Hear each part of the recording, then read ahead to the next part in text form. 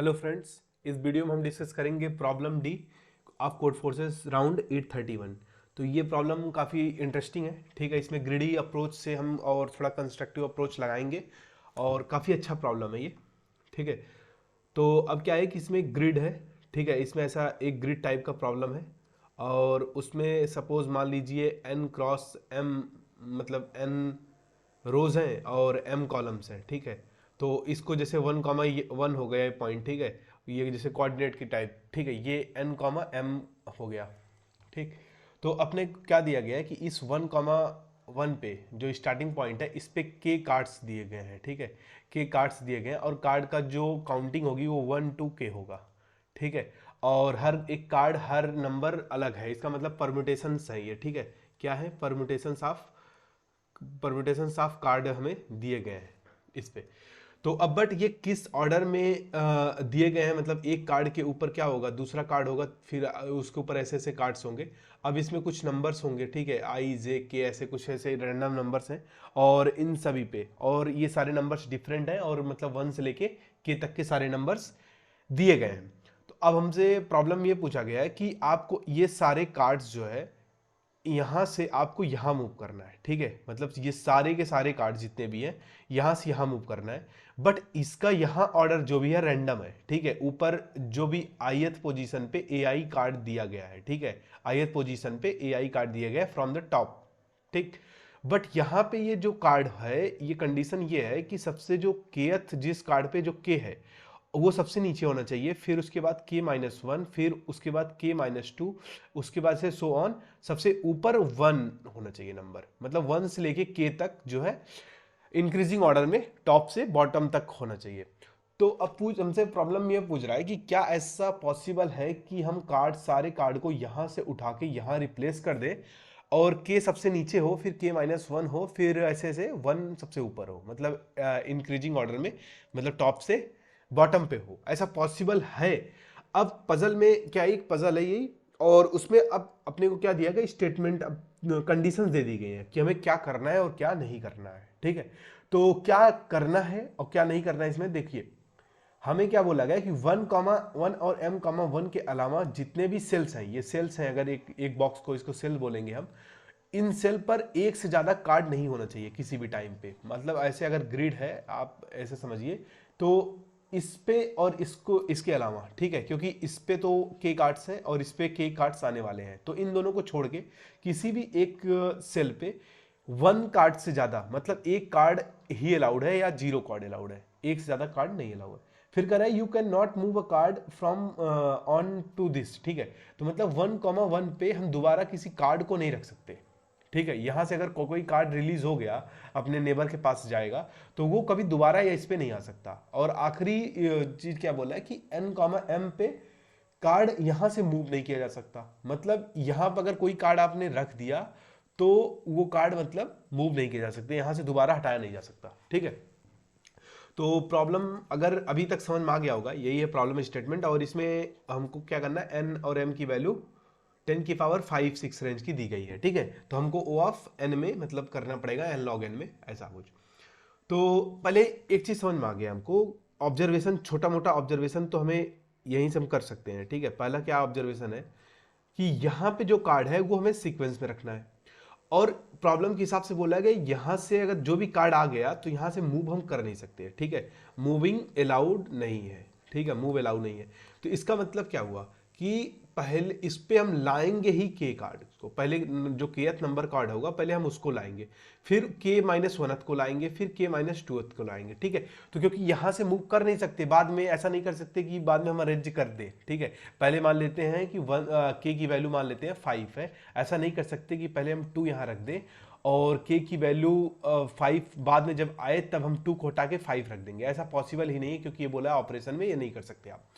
तो इसका मतलब सीक्वेंस में हमें यहाँ इस पोजीशन पे हमें सीक्वेंस में ही लाना होगा। ठीक है, ये इतना, ये क्या ऑब्जर्वेशन हो गया। ठीक है, और इसने बोला कि दोबारा इस पोजीशन पे कार्ड आ नहीं सकता।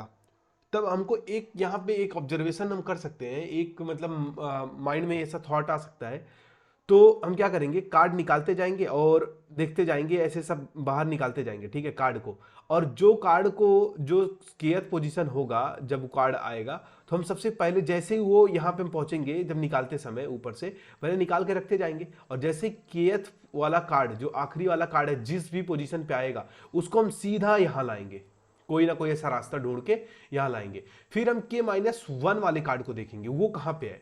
अब दो केस है, अब दो केस बचा कि K-1 वाला कार्ड कहां पे होगा।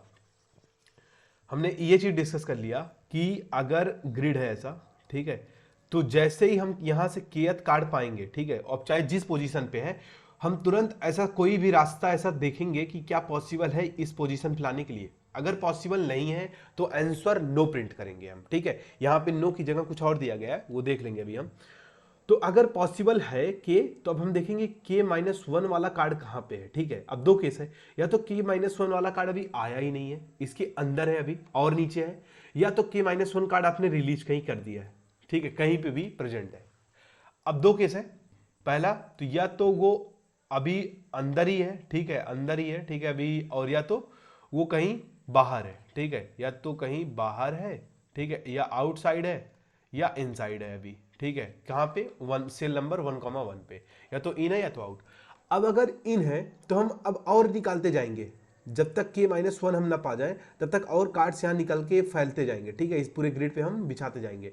अब फिर जैसे ही K-1 कार्ड हमको मिला, अब हम उसको डायरेक्टली यहां लाने की कोशिश करेंगे किसी भी रास्ते से। अब वो देखेंगे हम कि वो रास्ता हमारा कितना होना चाहिए, कैसे होना चाहिए, इस तरह से हम करते जाएंगे। अब फिर K-2 को देखेंगे, अब या तो K-2 यहां पे आ चुका है पहले, या तो इसके अंदर है, ठीक है। अब इसमें इस ऑब्जर्वेशन से अगर हम करने जाएंगे तो एक ये कंडीशन कैसे हमें पता चलेगी कि K-1 जो कार्ड है वो बाहर आ चुका है या अंदर है, ये हमें पता करना पड़ेगा। जब हम के कार्ड को पहुंचेंगे अपने टारगेट को, के को यहाँ जब हम यहाँ पे प्लेस कर देंगे, उसके बाद हम K-1 हमारा टारगेट हो जाएगा। फिर K-1 अगर हम प्लेस कर देंगे तो हमारा टारगेट K-2 हो जाएगा। अगर हम K-2 प्लेस कर देंगे तो हमारा टारगेट K-3 हो जाएगा। तो इस तरह से हमारा टारगेट 1 तक आएगा। अब हमको किसी भी पोजीशन पे हमें चेक करना होगा कि वो वाला टारगेट हमारा अभी और अंदर है और नीचे जाना पड़ेगा सेल के, या वो बाहर पहले ही आ चुका है, ठीक है, मतलब कि सेल के बाहर पहले ही आ चुका है या अभी और अंदर जाना पड़ेगा। अब हम कैसे चेक करेंगे इसको बाहर आ गया है या नहीं आ गया है, ठीक है। तो उसके लिए हम क्या कर सकते हैं, एक प्रियोरिटी क्यू बना सकते हैं, ठीक है, प्रियोरिटी क्यू बना सकते हैं, मान लीजिए। अब प्रियोरिटी क्यू बताएगा, अब प्रियोरिटी क्यू हम मैक्सिमम प्रियोरिटी क्यू बनाएंगे, जो एलिमेंट निकालते जाएंगे और वो टारगेट के बराबर नहीं होगा उसको हम इस प्रियोरिटी क्यू पे रखते जाएंगे। और अगर प्रियोरिटी क्यू के सबसे टॉप पे एलिमेंट क्या होगा, सबसे मैक्सिमम होगा। अब अगर हम के जैसे ही पा गए, अपना के टारगेट वैल्यू जैसे ही अचीव हुआ, तो अब हम ये देखेंगे कि यहाँ पॉसिबल है या नहीं है, वो हम बाद में चेक कर ले रहे हैं कि पॉसिबल के को पॉसिबल है पहुंचाना टारगेट को कि नहीं। जैसे ही अगर के टारगेट पहुंच गया, पॉसिबल है, तो अब चेक करेंगे कि क्या ये पहला एलिमेंट K-1 है, और अगर नहीं है तो इसका मतलब सेल में और अभी जाने की जरूरत है अंदर, ठीक है। फिर पुश करते रहेंगे जब तक K-1 ना आ जाए। फिर जैसे ही K-1 हमें मिल जाएगा, फिर हम देखेंगे क्या K-1 इस समय जैसा ग्रिड का जो भी सेफ होगा उस समय डिजाइन हम किए होंगे, वो क्या यहाँ पहुंचाना इसको पॉसिबल है, ठीक है। तो बस यही करना है हमको लॉजिक। अब हमें ये चीज देखना है कि जब हम किसी भी टारगेट को, किसी भी एक वैल्यू को जब हम यहां से यहां पहुंचाएंगे, तो क्या एक सफिशियंट शेप है, क्या उसके पास सफिशियंट स्पेस है, खाली है उसके पास, कि ताकि हम उसको 1,1 से हम यहां तक पहुंचा पाए, क्या सफिशियंट स्पेस है, ठीक है। तो कितने बॉक्स खाली हो कि यहां 1,1 से हमारा कार्ड यहां पे हम पहुंचा सकें टारगेट को, अपने जिस टारगेट पोजीशन पे यहां पहुंचा सकें, ठीक है। तो कितने स्पेस, कितने सेल खाली होने चाहिए, क्योंकि हमें पता है कि एक सेल पे सिर्फ एक ही कार्ड आ सकता है, ठीक है, डबलिंग हम कर नहीं सकते, ठीक। तो अब देखते हैं, अब इसको अच्छे से एक डायग्राम से समझते हैं, ठीक है। हमने पहले ही बना रखा है एक डायग्राम, उससे समझते हैं कि कितने मिनिमम सेल चाहिए। ये देखिए डायग्राम, अगर ये स्टार्टिंग पोजीशन है और ये एंडिंग पोजीशन है, ठीक है। अब मान लेते हैं हमारा कोई भी टारगेट, लेट से टारगेट इस समय टारगेट टी है। अब इस यहां पे हम टी पहुंच चुके हैं। अब जैसे ही हमें टी मिला, टारगेट इक्वल टू 2, जैसे ही हम आया तो हम पुश हटाते जाएंगे, जैसे टारगेट टी टच हुआ इसको, अब इस कार्ड को हमको यहां पहुंचाना है किसी न किसी हालत में एंड पे। तो इसके लिए मेरा क्लेम ये है कि आपको ना 4 कार्ड मिनिमम, 4 सेल छोड़ के, अगर सारे सेल फिल हो चुके हैं, 4 सेल के अलावा सारे सेल फिल हो चुके हैं, ठीक है, तो कोई दिक्कत नहीं। बट अगर 3 सेल, सिर्फ 3 ही सेल बाकी हैं, ठीक है, और आप 3 सेल के अलावा सब फिल कर दिए, तो प्रॉब्लम हो जाएगी। मेरा मतलब कहने का ये मतलब है कि एक ये सेल और एक ये सेल, 2 सेल ऑलरेडी फुल है, ठीक है, इस पे कोई नहीं, कुछ भी नहीं जा सकता, और इसके अलावा 2 और सेल आपको चाहिए एक कार्ड को मूव कराने के लिए, ठीक है, एक कार्ड को मूव कराने के लिए 2 और एक्स्ट्रा सेल चाहिए, और एक स्टार्टिंग और एक एंड वाला तो है, ठीक है। तो टोटल 4 सेल है। 4 सेल अगर आपके पास 4 सेल खाली हैं, ठीक है, या 4 सेल यूज नहीं हुए हैं, जो नंबर्स हम यहां से निकाल रहे थे, ठीक है, और जो टारगेट के बराबर नहीं थे, जो हम पीरियोडिक क्यू में डाल रहे थे, ठीक है, अगर वो जो पीरियोडिक क्यू में हमारा वही नंबर जा रहा था जो बेकार था, अभी इस करंट सिनेरियो के लिए जो नंबर हमारा बेकार था, जो टारगेट से छोटा था, तो अगर ये इसकी वैल्यू जो है m into N total cell थे, अगर इसकी वैल्यू -4, ठीक है, m प्लस n -4 के बराबर या इक्वल हुई तो ठीक है।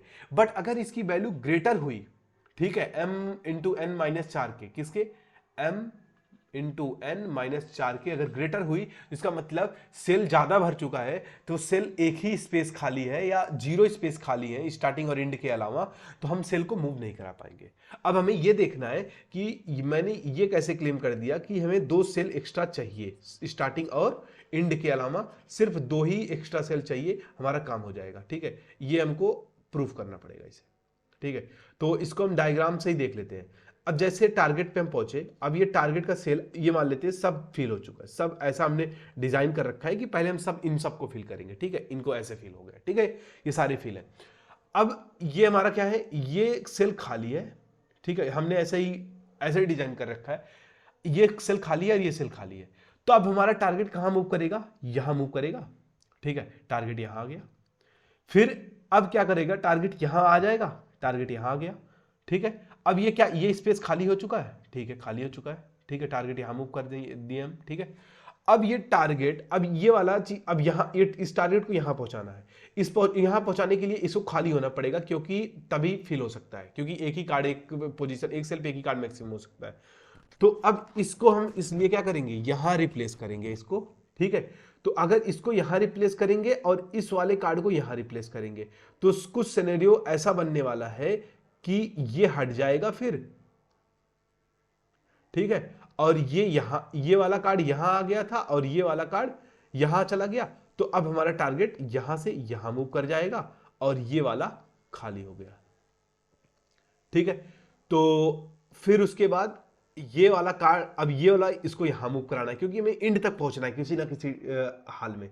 अब इसको यहां पहुंचाने के लिए पहले ये खाली होना पड़ेगा, इसको खाली होने के लिए ये खाली हो, इसको खाली होने के लिए ये खाली हो, या इधर खाली हो, बट हम इधर ही खाली कराना चाहेंगे। इसको खाली होने के लिए ये हो, तो इसको खाली करने के लिए इधर है ना जगह, तो इसको ये यहां आ जाएगा, फिर इस तरह से ये वाला यहां मूव कर जाएगा, फिर ये वाला यहां मूव कर जाएगा, फिर ये वाला यहां मूव कर जाएगा और ये वाला खाली हो जाएगा, ठीक है।